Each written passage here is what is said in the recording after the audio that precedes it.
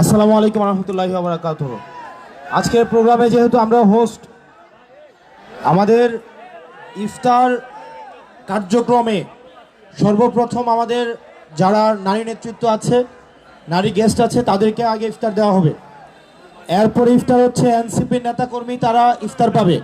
তারপরে হচ্ছে গণমাধ্যমের কর্মী যারা আছে তাদেরকে ইফতার দেওয়া হবে। এরপরে যদি থাকে তাহলে যুবশক্তি এবং ছাত্রশক্তি পাবে। ঠিক আছে?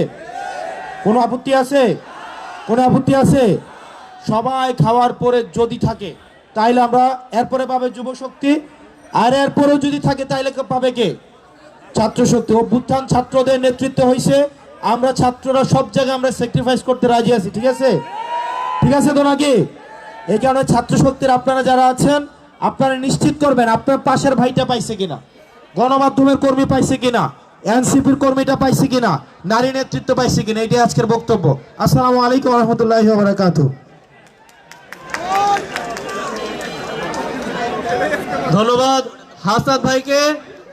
এই পর্যায়ে আমাদের এসে উপস্থিত হয়েছেন, পরিচয় করে দিচ্ছি, জাতীয় ছাত্র শক্তির দক্ষিণাঞ্চলের মুখ্য সংগঠক জনাব মহির আলম।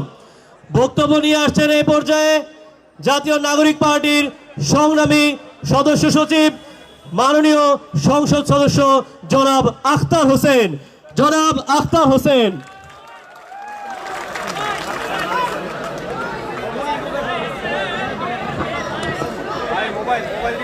আসসালামু আলাইকুম রহমতুল্লাহ। সম্মানিত কুমিল্লাবাসী, জাতীয় নাগরিক পার্টি এনসিপির কুমিল্লা জোন কর্তৃক আয়োজিত আজকের এই ইফতার মাহফিলে উপস্থিত বিভিন্ন রাজনৈতিক দলের নেতৃবৃন্দ, জাতীয় নাগরিক পার্টি এনসিপি যুবশক্তি, শ্রমিক শক্তি এবং ছাত্র শক্তির নেতৃবৃন্দ এবং কুমিল্লার আপামর জনতা, আপনাদের সকলকে জাতীয় নাগরিক পার্টি এনসিপির কেন্দ্রীয় কমিটির পক্ষ থেকে শুভেচ্ছা এবং মোবারকবাদ।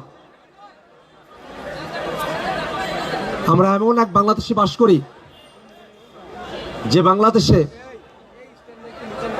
সংবাদ মাধ্যমের স্বাধীনতার নামে গুজবের স্বাধীনতাকে চর্চা করা হয়, বিভ্রান্তির স্বাধীনতাকে চর্চা করা হয়। সংবাদ মাধ্যমের মধ্যে কয়েকটা সংবাদ মাধ্যম যারা বিভ্রান্তি তৈরি করে, বিভ্রান্তি তৈরিকারী সংবাদ মাধ্যমের কাছ থেকে আমরা জানলাম যে ডক্টর মোহাম্মদ ইউনূস তিনি আসলে গুরুত্বপূর্ণ কোনো ব্যক্তি ছিলেন না।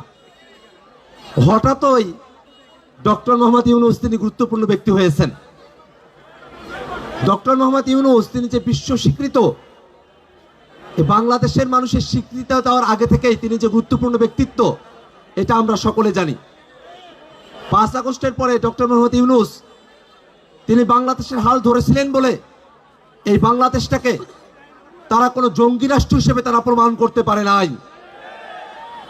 ডক্টর মোহাম্মদ ইউনূস বাংলাদেশের হাল ধরেছিলেন বলে আমরা এই বাংলাদেশে জুলাইয়ের পক্ষের যে শক্তিগুলো আছে, সেই শক্তিগুলো স্বস্তির নিঃশ্বাস ফেলার একটা সুযোগ পেয়েছিল। ডক্টর মোহাম্মদ ইউনূস তিনি তার দায়িত্ব পালন করেছেন, বিচারের কার্যক্রম কিছুটা এগিয়ে নিয়েছেন।